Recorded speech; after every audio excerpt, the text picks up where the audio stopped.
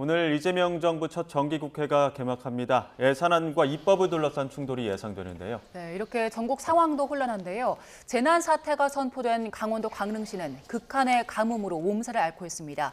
관련해서 두 분과 짚어봅니다. 이승훈 민주당 전 전략기획부위원장, 윤기찬 국민의힘 법률위 부위원장과 함께합니다. 어서 오세요. 안녕하세요. 지금 오늘도 내륙 쪽으로는 좀 비가 오는 상황인데 특히 이제 강릉 상황이 굉장히 좀 심각한 것 같아요. 그렇습니다. 이게 기후 변화도 있을 뿐더러 태백산맥을 통해서 바람은 가지만 비가 가지 않는 이런 상황이어서 그 가뭄이 좀 심각한 것 같고요. 또 특히 여름에는 사람들이 많이 가잖아요. 그래서 여행을 통해서 돈도 많이 쓰고 그래서 강릉시가 이걸 가지고 또 움직이는 것인데 정작 물이 없다 보니까 제대로 수영도 못하고 샤워도 못하는 상황이 발생한다고 한다면 결국 그 여름철에 사람이 가지 않는 상황까지 발생하잖아요. 그래서 경제까지 타격이 되는 상황입니다.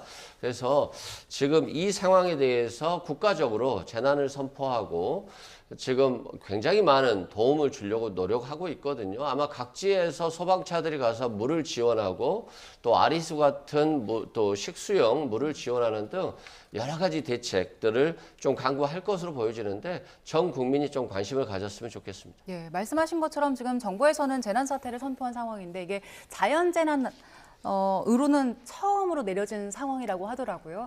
이 시점에 재난 선포를 한 것에 대해서는 어떻게 보십니까? 적절했다고 보십니까? 적절했다고 좀 늦었죠, 사실은.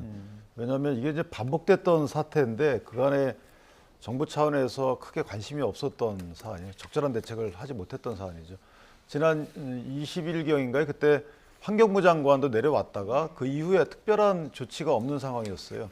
그러니까 저희가 물 담아두는 곳은 관리를 또 환경부 산하의 수자원공사하기 때문에 좀 그 부분이 매우 아쉽고 어쨌든 대통령이 현장에 가서 즉석에서 그 김지태 도지사로부터 건의를 받았죠. 재난지역 선포에 대해서 건의를 받고 바로 시작한 부분은 굉장히 적절하다는 생각이 들고 이 재난사태 선포는 사실은 예방적인 겁니다. 이게 심각한 신체나 아니면 재산상의 위해가 염려될 경우에 재난 사태를 선제적으로 선포하는 거고 저희가 많이 봤던 부분은 이제 특별 재난 지역이라는 것은 이건 사후적인 거죠. 재난이 닥친 이후에 피해가 심각한 경우에 그때 선포하는 게 특별 재난 지역이고 이 재난 사태 선포는 저희가 처음 본 이런 그 행정적인 조치입니다. 예, 지금 현재 그 지자체 대처들을 보게 되면 계량기 밸브도 75% 정도 닫았다는 거 아닙니까? 그러니까 수도꼭지는 한 25% 정도 물 나오게끔 잠가놓은 상황인데 그러다 보니까 지금 농업용수도 굉장히 부족하고요. 오봉저수지 그 저수율이 마지노선이 15%인데 오늘 더 떨어졌습니다. 14.5%로 떨어졌거든요.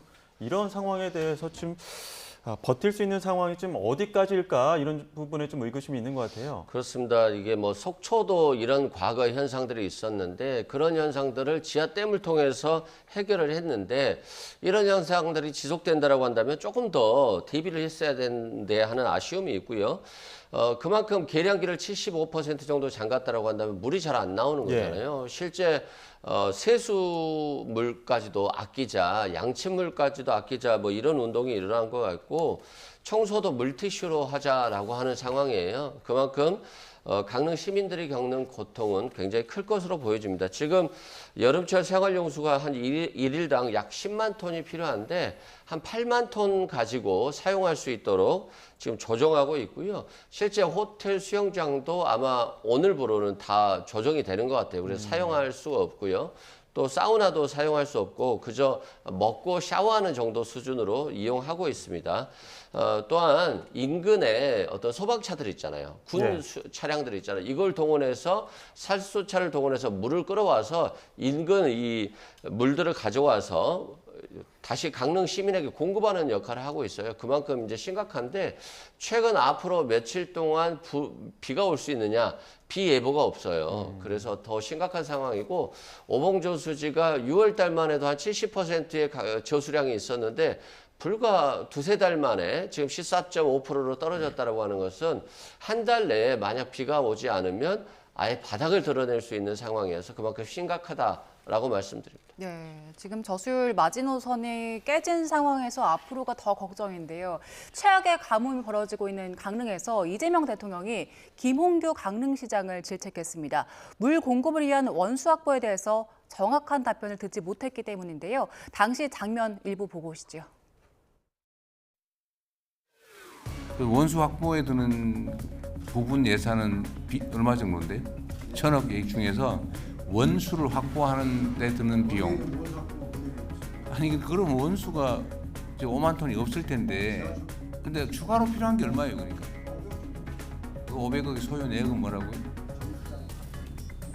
그 원수 확보는 추가로 안 되는 거잖아요. 내가 계속 그거 물어보는데 500억으로 정수 시설을 한다고 해도 정수장도 시설도 덜 있고 하니까 거의 2배가 들어가는 것 같습니다. 500억 그러니까 정도가 그래서 들어가는 이게 500억 더 든다는 게 정수 시설이냐 원수 확보비가 포함된 건데 그게 그럼 다 포함되는 것 같은데요?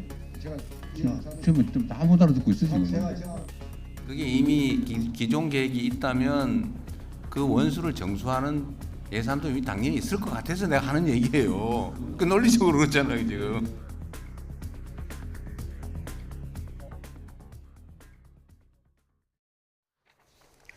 네, 조금 전 속보가 한 가지 들어왔습니다. 그 매관 매직 의혹을 받고 있는 이배용 국가교육위원장이 사임했다는 소식이 조금 전에 들어왔습니다. 그 금거부기를 김건희 씨에게 선물을 했다라는 의혹을 받고 있는데 이와 관련해서 일단 조사 과정에서 성실히 소명을 하겠다라고 입장을 밝혔는데요. 일단 송구스럽다는 입장을 함께 밝혀왔고요. 앞으로 그 조사 과정에서 성실히 소명하겠다라는 입장을 명확하게 밝힌 상황입니다. 관련해서는 저희가 이어지는 뉴스에서 자세하게 정리해드리겠습니다. 자, 조금 전에 그 이재명 대통령과 강릉 그리고 강원도 지역에 있는 그 지자체 장들의 회의 장면을 함께 보고 왔는데요. 일단 대통령이 대화를 나누는 과정에서 일단 현안 파악이 잘 안 된 것 같고 좀 답답한 상황을 질책하고 있는 모습이었습니다. 일단 그 지자체 장들에 대한 그 책임을 피하기 어려울 것 같은데 일단 이 장면 어떻게 보셨습니까? 저는 저 장면은 사실은 이제 그 지자체장 등이 명확히 이제 대통령은 현황 파악이 아무래도 덜 돼 있을 거잖아요. 그러면 대통령에게 보고된 현황 파악이 어떤지에 불구하고 본인이 자세한 설명을 할 수 있었어야 돼요. 근데 대통령 질문 자체가 약간 혼선이 있기는 있어요. 왜냐하면 정수 비용과 원수 확보 비용은 이제 물 자체를 확보하는 비용이잖아요. 예. 물을 넣어서 끌어온다든가 그 끌어온 물을 정수하는 비용이 이제 정수 비용인데 이 두 개를 합해서 예를 들어 1,000억이라고 쳐요. 그럼 대통령께서는 지금 물이 부족한 거 아니냐 그러니까 원수 확보 비용이 별도로 있을 것이다라고 상정하신 거예요. 근데 실제 강릉시에서는 원수 확보 비용 필요 없다는 거거든요. 해당 연곡저수지에는 이미 원수가 있기 때문에 그걸 정수하는 비용만 있으면 된다 그래서 500 얘기를 한 것 같아요. 그러니까 두 분이 대화가 안 된 거예요, 사실은. 그러니까 대통령께서 전제적으로 하고 말씀하시니까 반박은 못하고 강릉시장이 예. 우물쭈물한 거죠. 그러니까 저는 대통령이 정확한 사태를 파악하지 못할 수도 있어요. 그러나 거기에 대해서 강릉시장 또는 김진태 강원도지사는 정확히 설명을 해드렸어야죠. 그리고 왜냐하면 이제 그 저수댐도 만들고 있기 때문에 별도의 원수 확보는 필요 없다라는 게 강릉시의 입장인 것 같고 대통령께서는 지금 물이 부족하니까 이거 원수가 부족한 거 아니라는 걸 전제하고 물으신 거죠. 그러니까 약간 다소간의 의사가 소통이 안 된 것이다. 윤 변호사님 설명만 들으면 좀 명확하긴 한데 근데 현장에서 보면 지금 저희가 한 번만 전해드렸습니다만 질문을 한 8차례, 9차례 이재명 대통령이 한 거 아닙니까? 그럼에도 불구하고 질문과 답변들이 이렇게 좀 원활하지 않았던 것 같아요. 강릉시장하고 강원지사, 도지사가 개념이 없는 거예요. 지금 이 문제가 발생해가지고 대통령이 내려오니까 회의한다. 그러면 물이 얼마나 부족하고 이 문제를 어떻게 해결해야 되는데 국가, 정부에게 어떤 도움을 주십시오라고 얘기를 해야 되는 거잖아요. 그럼 대통령은 내려갔으니까 물이 부족하다는데 얼마나 부족합니까? 그리고 이 물을 끌어오는데 얼마의 비용이 드는 겁니까? 라고 물어봐야 되는 건 당연한 거 아니겠어요? 그랬더니 한 500억 정도 든다라고 하니까 그러면 물을 끌어오고 나서 그 끌어온 물을 또 정수해야 되는 거잖아요. 그래야지 사람들이 먹을 수 있는 거죠. 그러면 이 물을 끌어오는 원수량과 정수 비용이 얼마 드냐고 그랬더니 구별을 못 해요. 그래서 그냥 500억이 든다는 거예요. 그럼 500억에는 물 끌어오는 돈은 없냐라고 했더니 우물쭈물 하는 겁니다. 그러면 지금까지 문제가 됐고 대통령까지 내려와서 지금 재난사태까지 선포할 상황인데 정확히 파악조차 못한 거예요. 그래서 강릉 시장과 강원도 도지사는 지금 심각한 문제가 있다라고 말씀드리고 제가 한번 확인해 보니까 지금 연곡저수지에 물을 정수하는데 500억이 든다는 겁니다. 근데 영곡 정수장에는 물이 그쪽 지역은 물이 좀 있다는 거예요. 그래서 물을 끌어올 필요는 필요 없다는 겁니다. 그러면 여기는 물이 많은 곳이니까 정수비만 500억이 듭니다. 그리고 지하댐 건설에 또 몇백억 정도 들 수 있습니다. 라고 얘기를 하면서 정부에게 얼마를 예산 지원해 주십시오라고 해야 되는데 그것조차 구별하지 못한 채 하고 있었으니까 실은 대통령도 화가 났겠지만 저 말을 듣고 있는 강릉 시민들은 얼마나 화가 났겠어요. 그래서 저는 좀 심각한 상황이다. 지자체장으로서의 강릉 시민을 대하는 태도가 굉장히 불손하다라고 말씀드립니다. 근데 저거는 지자체장 말의 잘못은 아니에요. 제가 말씀드렸지만 김성환 환경부 장관이 왔다 갔으면 이게 물과 관련된 것들은 환경부의 책임도 있는 거거든요. 그렇다면 정확한 보고를 대통령께 드렸어야 되는 거고 지금 대통령 머릿속에 뭐가 있냐면 무슨 저수지 하나 있잖아요. 오봉저수지. 예. 오봉저수지에 좀 수원이 거의 고갈되고 있다. 15%만 저수율이다. 그러니까 일단 원수가 부족하구나라고 느끼신 거예요. 예. 근데 주변의 물은 아까 말씀한 연곡저수지에도 물이 있고요. 그다음에 정선의 도양댐에도 물이 있어요. 근데 도양댐에 물을 끌어오는 데는 사실은 주변 주민들이 많이 반대하기 때문에 이해관계가 첨예하게 얽히고 있고 그다음에 그 영곡저수지는 그런 게 없기 때문에 영곡저수지의 물을 정수하면 당장 쓸 수 있다라는 말을 강릉시장은 한 거고 대통령께서는 그걸 이제 헷갈리신 거예요. 그러면 설명을 말씀하신 대로 정확히 했어야 되는데 설명 못한 책임이 있지만 강릉시장 등이 현황 파악을 못하고 있던 건 아닌 거죠. 그러니까 대통령을 어떤 착각하고 있는 부분을 설명을 통해서 해결해 드렸어야 되는 게 맞는 거죠. 예. 오봉저수지, 연곡저수지는 다르다.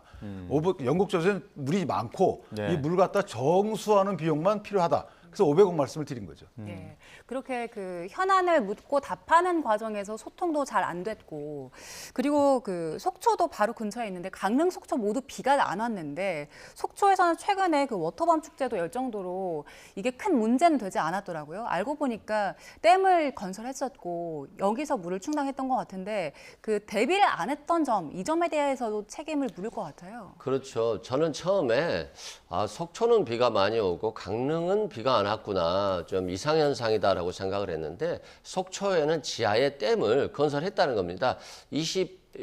2018년에 민주당 출신의 후보가 속초시장 후보가 공약하고 2019년부터 2021년까지 3년 동안 지하댐을 건설해가지고 바다로 흘러가는 지하수를 차수벽을 통해서 막고요.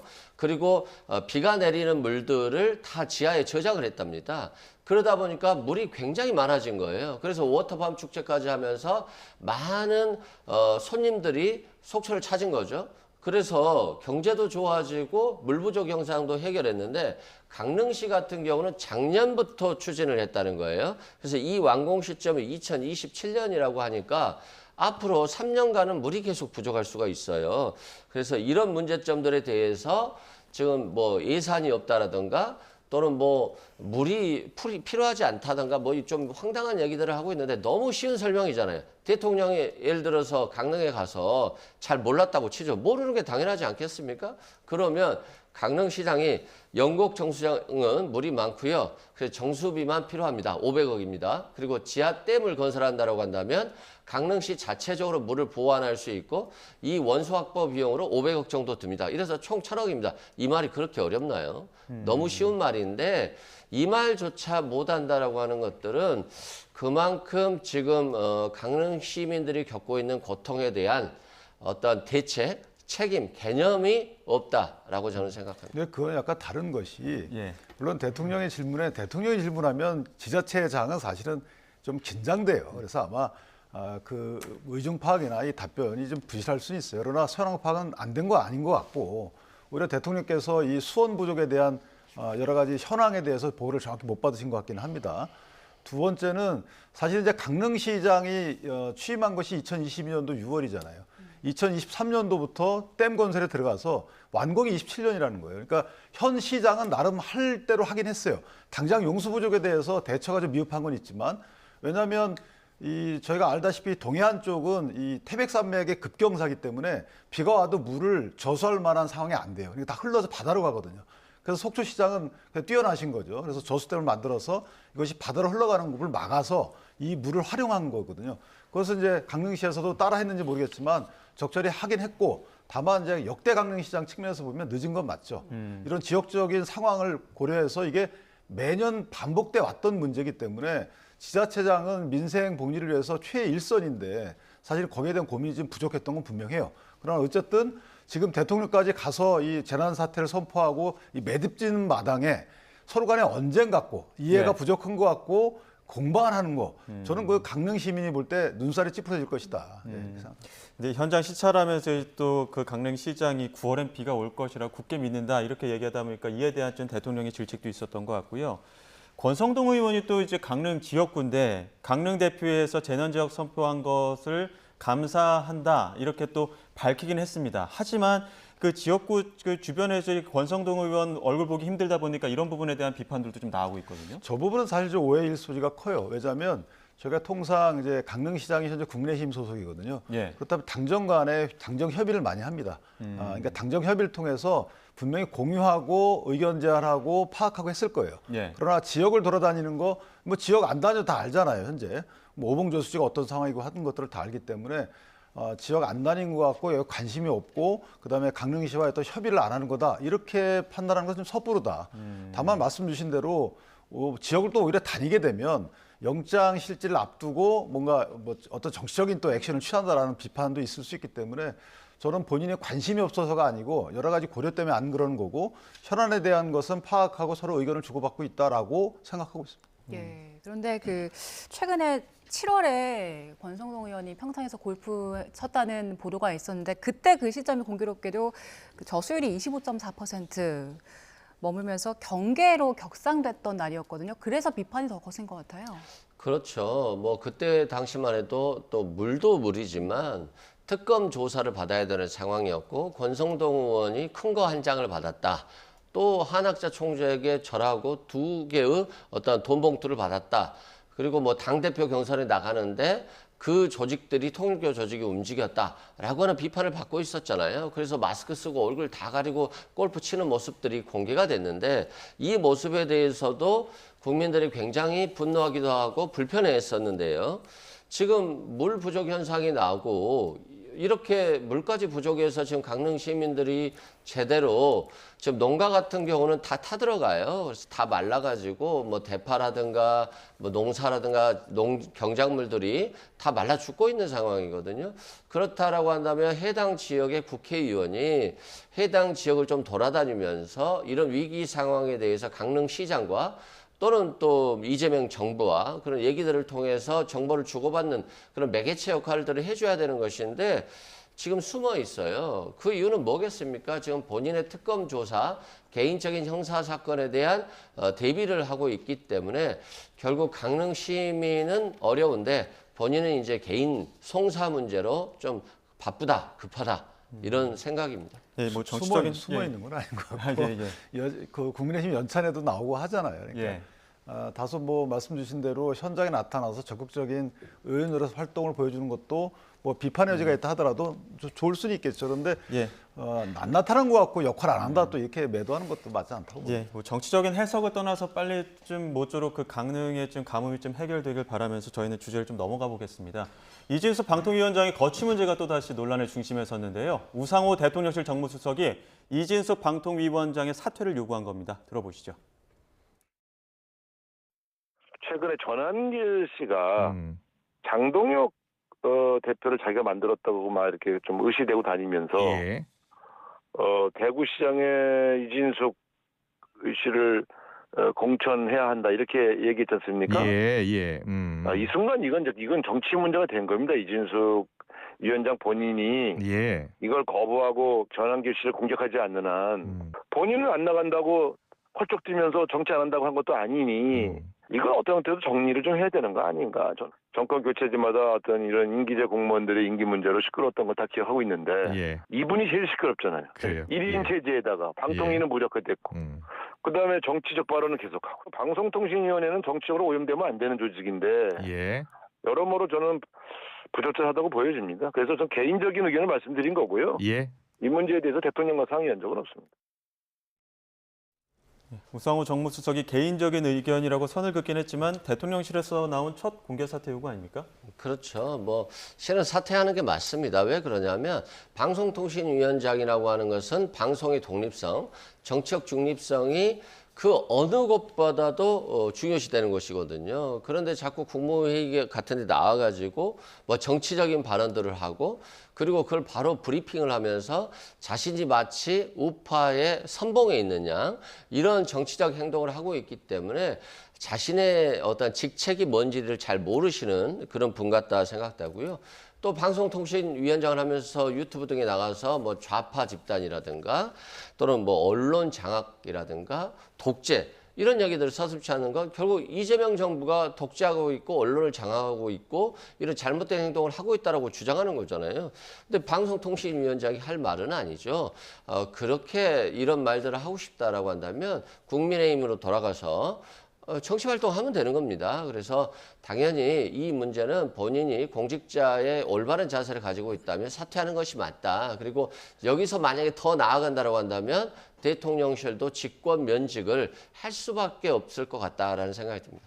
예, 이진숙 위원장 현재 2인 체제인 방통위 5인 체제로 만들어달라 이렇게 요구한 것뿐이지 정치적인 행위를 한 것은 아니다라고 주장하고 있는데 구체적 입장 어떻습니까? 현재 1인 체제죠. 그 1인 체제고 왜냐하면 그 방통위 부위원장에 대해서 사직안을 제거했기 때문에 그러니까 이제 방통위원회가 정치적 중립성이 물론 중요하죠. 이렇게 해야 되고 그런데 방통위의 정치적 중립성을 흐트리는 게 저는 글쎄요 이진숙 위원장일까요? 아니면 민주당일까요? 저는 개인적으로 국민적 판단이 이미 있을 거라고 생각을 하고요. 그다음에 이진숙 위원장이 유튜브 등에 나간 시기가 그 국회 탄핵 의결로 직무집행이 정지된 상태였어요. 그러니까 본인의 직무집행 정지를 정치적인 이유로 정지시켰다고 생각을 한 거죠. 그래서 그 정치적인 이유로 정지시킨 해당 정치 세력에 대해서 비판적으로 얘기를 한 거예요. 이것이 과연 정치적 중립성을 해친 것인가? 그렇다고 크게 판단하지 않았기 때문에 감사원도 징계가 아닌 주의를 촉구한 거잖아요. 그러니까 감사원도 양정을 보면 그렇게 발언하는 건 적절치 않지만 이게 징계할 정도에 이르지 않다라고 판단한 거예요. 따라서 이진숙 위원장을 쫓아내려고 하는 그 정치 세력의 정치적 중립성을 훼손하는 게 더 큰가요? 아니면 버티는 이진숙 위원장의 정치적 중립성을 확보하는 게 더 큰가요? 저는 개인적으로 전 후자라고 생각을 하고요. 두 번째로 이진숙 위원장의 경우에는 현재 방통위 업무라는 것이 거의 형해화돼 있잖아요. 그리고 방통위와 관련된 법도 개정안이 올라가 있고 그다음 방송 관련 사업법이 전부 다 통과됐기 때문에 이사들을 전부 다 갈려야 됩니다. 근데 이 갈리는 이사들 임명권을 누가 행사하느냐? 이진숙 방통위원장이 행사를 해요. 그러니까 정부 입장이나 아니면 민주당 입장에서 보면 이진숙 위원장이 눈에 가신 것이죠. 그렇다면 정정당당하게 임기가 끝날 때까지 기다리든지 설득하든지 아니면 그야말로 쫓아내든지 하는 것이지 마치 출마할 것 같은 모양새를 취해서 또 다른 정치 공격을 취한다. 저는 이거 맞지 않다. 왜냐하면 이진숙 위원장이 출마한다고 언제 밝혔습니까? 국민 누가 어느 누가 이진숙 위원장 어디 가는 게 좋겠다라고 한들 본인이 나 거기에 부합해서 출마하겠습니다라고 의사를 밝히지 않았는데 이게 그 자체가 정치적 중립성 위반인가요? 저는 그 부분도 다 안 맞다고 생각합니다. 근데 전환기 씨가 그 대구시장 후보 양보하겠다 하면서 지금 이 이야기가 나오는 아니 양보를 거니까요? 누가 나간다고 했어요? 그러니까요. 본인 스스로 혼자 얘기하는 거잖아요. 그럼 나올 가능성 없다고 보십니까? 그건 모르는 거지만 예. 현재 이진숙 위원장이 대구시장에 나간다는 의사를 직간접적으로 밝힌 적이 없잖아요. 예컨대 지인하고 얘기하면서 나 대구시장 나갈 겁니다라고 얘기한 것이 와전되거나 뭔가 발단이 있어야 되잖아요. 그런데 그냥 누가 뭐 전한길 씨인지 그 누군지 누가 이진숙 위원장 대구시장 나가면 좋겠네요. 내가 양보할게요. 이게 본인이 이게 정치적 중립성을 위반한 겁니까? 저는 도대체 이해가 안 가는데요. 그 부분. 예, 알겠습니다. 저희 윤기찬 변호사님 잘 모르시는 것 같은데 전한길 씨가 지금 국민의힘 거의 당대표 수준이에요. 그래서 공천 양보하겠다 이런 말을 했으면 아마 대구시장 공천 받을 것 같고요. 지금 이진숙 방통위원장이 문제인 건 지금 1인체잖아요. 5명이 방통위원을 구성해서 방통위가 굴러가는 건데 본인 혼자 있어요. 그러면 국가기관을 그냥 방치하고 있는 거예요. 본인 혼자서. 그냥 쉽게 말하면 놀고 먹고 있는 겁니다. 그러면서 언론의 독립이라든가 중립성들은 깨져가고 있기 때문에 방송통신위원회를 정상화하기 위해서라도 본인 스스로 물러나는 것이 가장 지금 중요한 시점이 아닌가 싶습니다. 근데 저희가 이거를 분명히 짚고 넘어가야 되는 것이 방통위원들 추천하면 되잖아요. 왜 이거 안 만들고 이진숙 위원장 쫓아내려고 하는 거예요. 방통위원들 선임해가지고 방통위 체제를 갖다가 뭐 그 5명 상임위원 체제로 바꾸면 되잖아요. 그러면 거기서 다수결 통해서 업무 결정하면 될 일을 방통위원장이 그 이후에 대표할 권한 이외에는 없어요. 회의를 주재할 권한뿐이. 그렇다면 많은 분을 선임해가지고 방통위를 정상화시키는 것이 저는 국가기관의 할 일이지 지금 안 나간다고 버티는 사람을 그럼 만약에 직권면직할 사유 있으면 직권면직 하시면 되잖아요. 그 송사 벌어지는 건 다음 문제고. 예. 근데 그거 안 하고 저렇게 계속 정치적 공격하게 되면 임기제를 왜 뒀죠? 특히 방통위원회는 중앙행정기관입니다. 합의제지만. 근데 임기제 중앙행정기관이에요. 예. 정직도 아니고. 또 하나, 아니 민주당의 김어준 씨만큼 뭐 전환기 씨가 그 정도의 파워가 있나요? 앞뒤가 안 맞는 말씀이에요. 예. 알겠습니다. 저희는 주제를 바꿔보겠습니다. 오늘 이재명 정부 첫 정기국회가 개막을 합니다. 여러 가지 개혁 입법뿐만 아니라 예산안을 두고 100일간의 대장정에 돌입을 할 텐데 일단 일정부터 조금 다시 한번 짚어볼까요? 네, 앞으로 또 뭐 이제 국회가 개원한다라고 한다면 굉장히 이제 많은 일들이 있을 것 같아요. 일단 뭐 장관들 후보자들에 대한 인사청문회가 있죠. 최교진 교육부 장관 그리고 이호건 금융위원장에 대한 청문회가 있고요. 또 여가부 장관 예. 그리고 또 내란 특검법과 관련한 어떤 개정 문제가 있을 수 있고요. 또 교섭단체 대표 연설과 대정부 질문이 이어질 겁니다. 그래서 이번 처음 이루어지는 예산안이고 이게 슈퍼 예산으로서 재정 확장 정책을 통해서 민생 활력을 주겠다라고 하는 것이잖아요. 여기에 대해서 국민의힘 같은 경우는 포퓰리즘이다라고 하면서 비판을 하고 있기 때문에 얼마나 이 예산안이 촘촘히 잘 짜여졌는지 여야가 토론을 통해서 좀 조정이 필요할 것 같고요. 앞으로 이런 확장 재정 정책을 펴서 경제가 좀 살아나야 될 것 같아요. 정권 초에 이재명 정부가 좀 들어서고 긍정적인 이미지가 좀 들어서면서 경제 정책이 좀 좋아진 측면이 있었거든요, 경제가. 근데 다시 트럼프의 통상 정책으로 트럼프 대통령의 통상 정책으로 말미암아서 아무래도 대한민국에서 외국 투자, 미국 투자가 늘어나잖아요. 그러면 미국에 투자하다 보면 국내 투자가 줄어들기 때문에 국내 일자리가 줄어드는 문제가 있어요. 그래서 국가 정부 예산만 가지고는 저는 좀 부족한 상황이 발생할 것 같다. 이 공백을 어떻게 메꿔야 될 건지에 대해서도 이재명 정부와 국회가 잘 협의를 통해서 뭔가 대안들을 좀 마련해야 될 것 같다 생각이 듭니다. 예, 오늘 개회식이 열릴 텐데 우원식 의장이 국회의원 모두에게 우리 화합의 의미로 한복을 입자라고 제안을 했는데 일단 국민의힘 쪽에서는 상복을 입겠다. 근조리본 달고 상복 입겠다고 했는데 오늘 한복, 상복 다 나오는 겁니까? 뭐 불가피하다고 생각을 해요. 뭐 한복을 입을 정도로 화합의 연속이면 좋죠. 그런데 저희가 말로다가는 화합을 외치면서 실제 국회 운영 형태를 보면 화합적 운영 형태가 아니잖아요.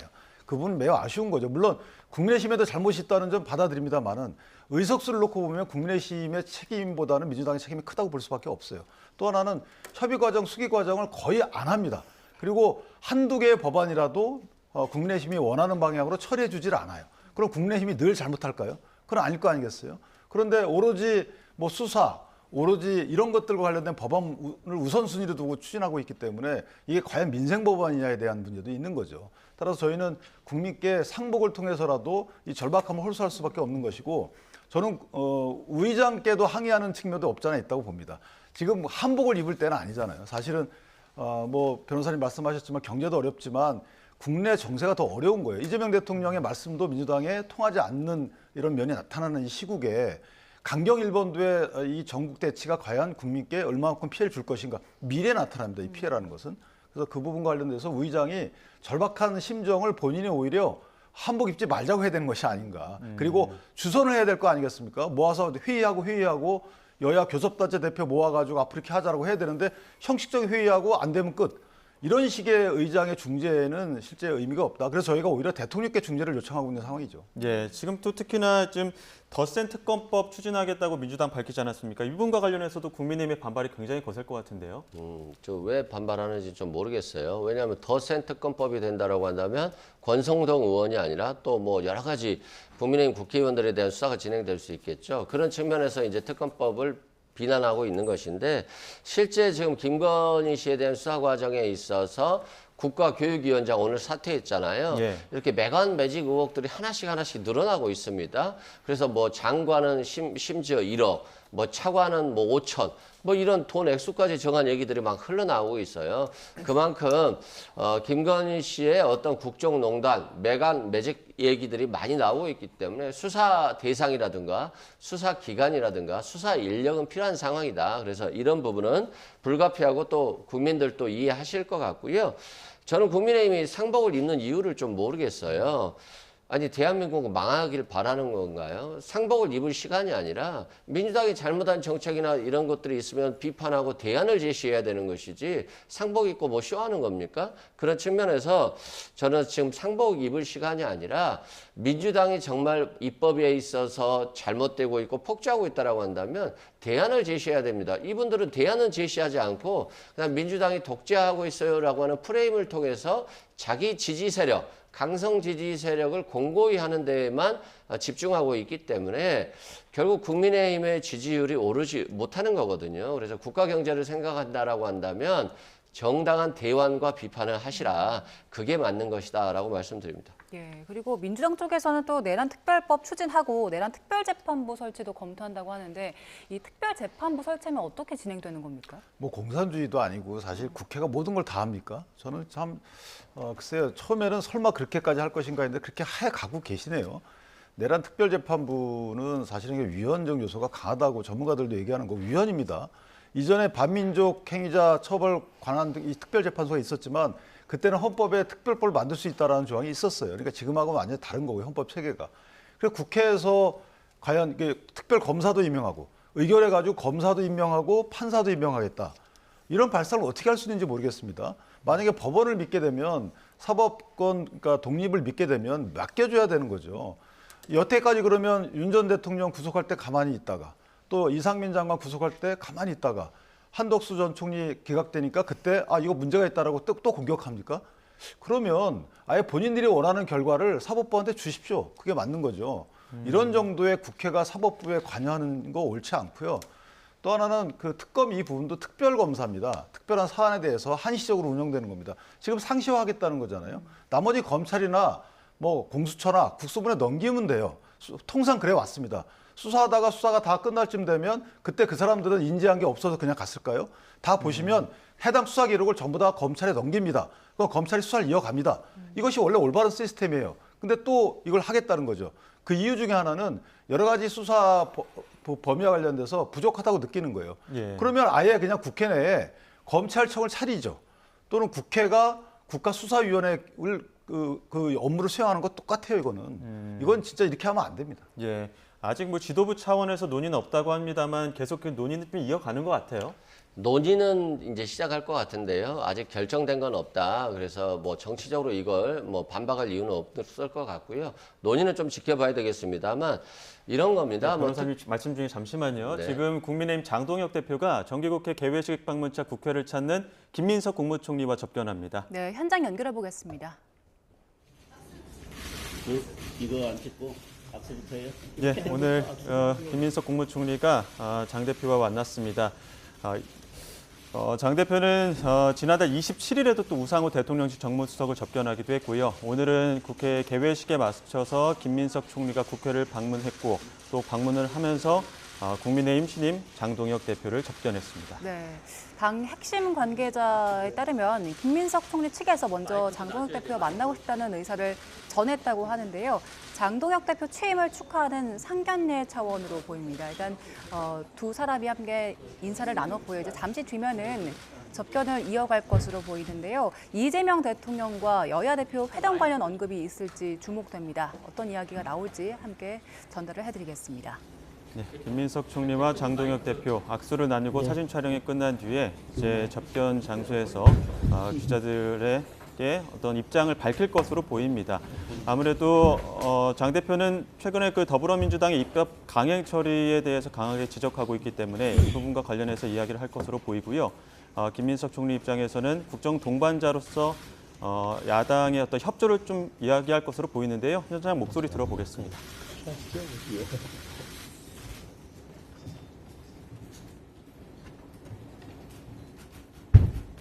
우선 김민석 국무총리께서 방문해 주셔서 감사하고 또 환영의 말씀을 드립니다.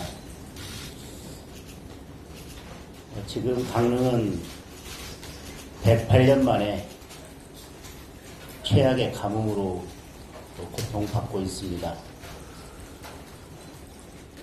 정부에서 고통받고 있는 강릉 시민들을 위해서 보다 많은 관심과 정부가 할 수 있는 최대한의 전폭적인 지원을 해 주셔야 될 거라고 생각합니다. 그리고 이런 여러 자연재해들이 계속 발생하고 있기 때문에 기후위기에 따른 장기적인 대책도 정부에서 계속 마련해 주실 것을 당부드리겠습니다. 그리고 한미 정상회담으로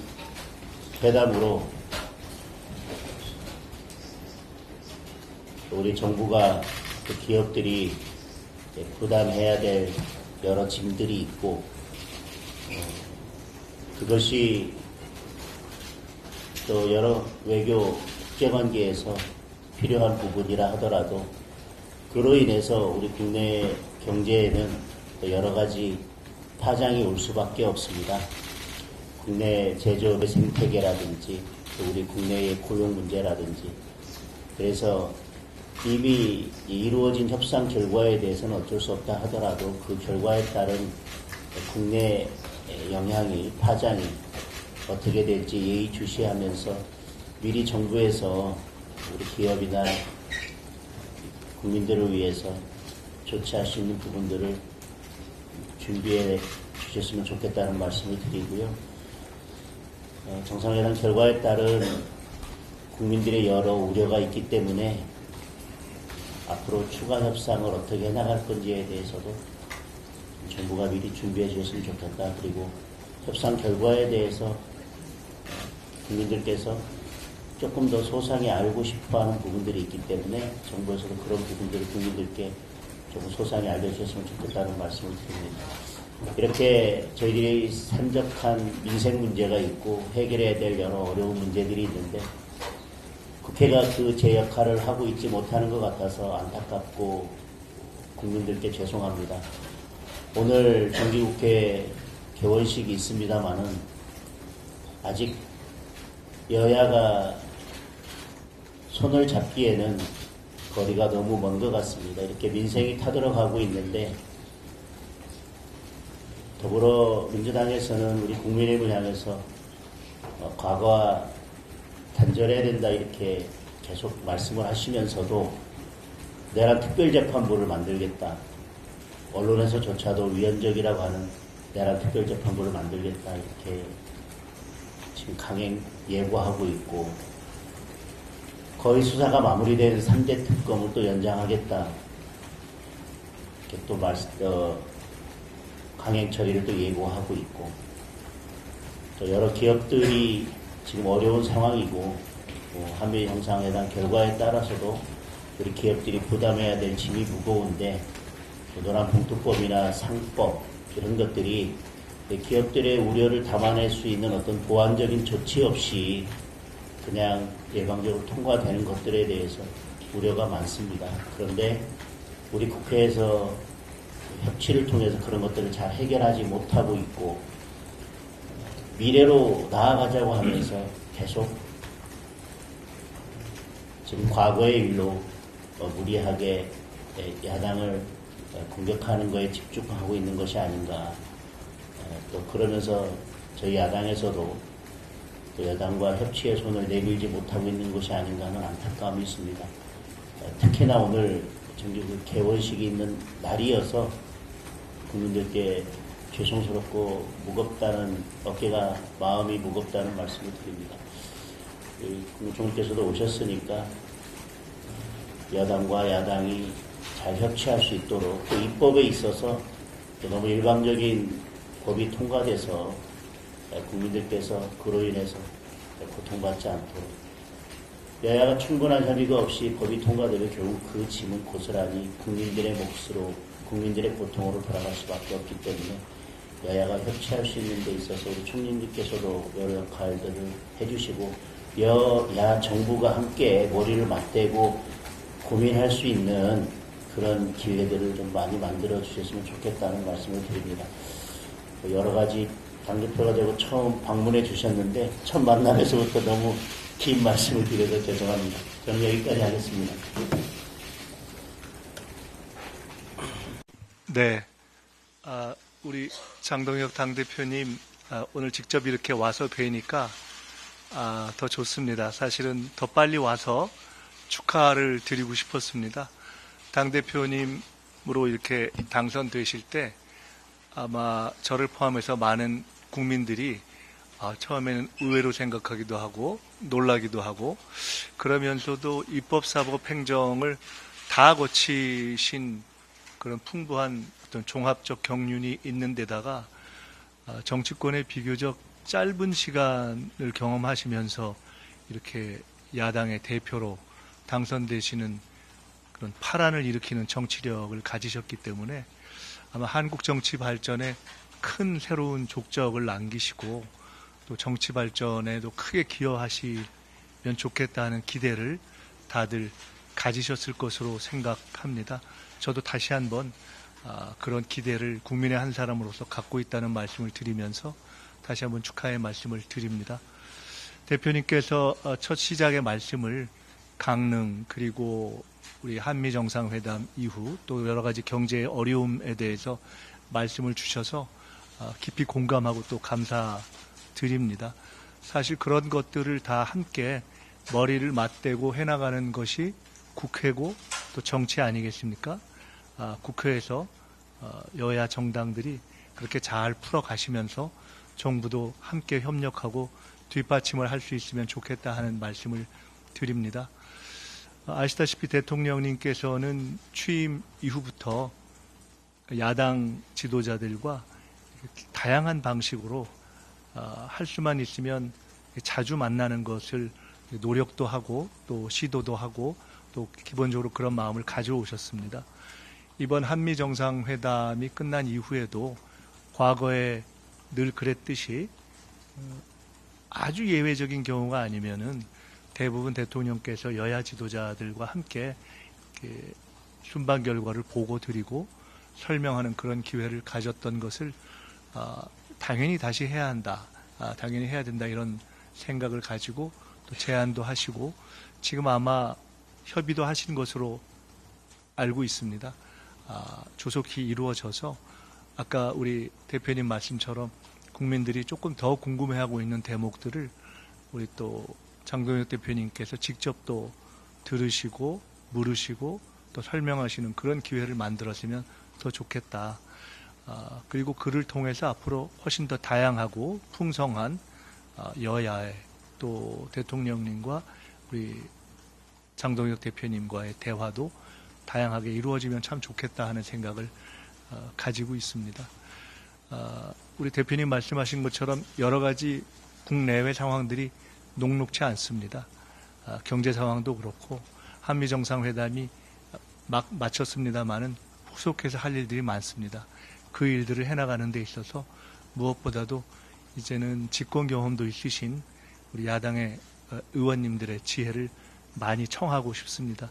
제가 사실은 총리가 되고 나서요, 우리 국민의힘의 의원님들도 몇 번 자리를 해서 모시려고 했는데 아직은 전당대회가 끝나기 전이어서 조금들 어려워하시는 면이 있더라고요. 그래서 오늘 이후에 우리 대표님께서 의원님들께 정부 축가도 편하게 많이 만나라 이렇게 또 분위기를 만들어 주시면 저희가 아주 적극적으로 소통하고 말씀을 듣고 그렇게 하면서 국정에 잘 반영하도록 하겠습니다.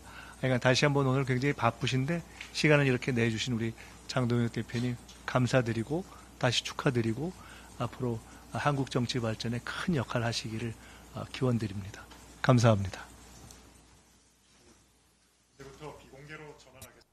그러면서 장동혁 대표 강릉 그리고 한미 정상회담 추가 협상에 대한 우려를 전했고요. 또 민주당의 입법 강행에서 지적하기도 했습니다. 반대로 김민석 총리의 경우에는 이재명 대통령과 또 여야 지도부의 만남에 대해서 다시 한번 강조했습니다. 네, 그리고 조금 전 속보가 한 가지 들어왔는데요. 오늘 내란 우두머리 재판이 예정이 되어 있습니다. 여기에 윤석열 전 대통령이 오늘도 불출석을 했는데요. 그래서 걸석 재판으로 진행이 됩니다. 윤석열 전 대통령이 이 재판에 오늘까지 포함해서 7번 연속으로 불출석하는 거예요. 어느 정도 예상이 됐던 바죠? 지금 재판부도 걸석 재판을 결정했잖아요. 이제 걸석으로 재판하겠다라는 것이고 윤 전 대통령 입장에서 보면 증인신문이기 때문에 걸석 재판으로 인한 불이익은 윤 전 대통령이 더 커요. 그래서 아마 절차 진행에는 또 지장이 없는 상황이라서 그 의도 갖고는 이제 여러 가지 추측이 있죠. 뭐 건강상의 문제가 있다. 그래서 향후에 건강이 회복되면 나가겠다라는 게 변호인들의 주장이었고 일각에서는 정치적인 문제로 몰고 가는 거 아니냐 이런 주장도 있기 때문에 그 의도는 모르겠지만 어쨌든 지금은 특별히 위법적인 상황은 아니다 이렇게 판단이 됩니다. 어떻게 보십니까? 뭐 의도가 있겠습니까? 재판에 나가기 싫은 거죠. 또 본인이 적극적으로 방어한다 할지라도 재판부에서 자신의 내란형에 대해서 유죄 판결이 내려질 것이다 라고 예상하고 있는 것이고요. 양형에 있어서는 불리할 수 있지만 지금 현재 본인의 나이에 비추어 봐서 내란죄의 경우에는 감경이 된다 할지라도 20년, 30년 이상이 될 수 있기 때문에 사실상 재판에 임할 필요가 없다. 라고 생각을 한 것 같습니다. 그래서 나중에 특별 사면 정도 예상해 보지 않을까 싶은데요. 이만큼 전직 대통령이라는 분이 법치를 전혀 받아들이지 않고 있다는 측면에서는 좀 우려가 굉장히 크고요. 과거 윤석열 전 대통령이 박근혜 전 대통령이나 이명박 전 대통령을 구속시켰을 때 그렇게 강조했던 법치는 정작 자신에게는 전혀 무시당하고 있다는 측면에서 좀 이해하기 어렵다 말씀드립니다. 알겠습니다. 여기까지 듣도록 하겠습니다. 이승원 민주당 전 전략기획부 비원장, 윤기찬 국민의힘 법률위 부비원장 두 분과 함께했습니다. 고맙습니다. 고맙습니다.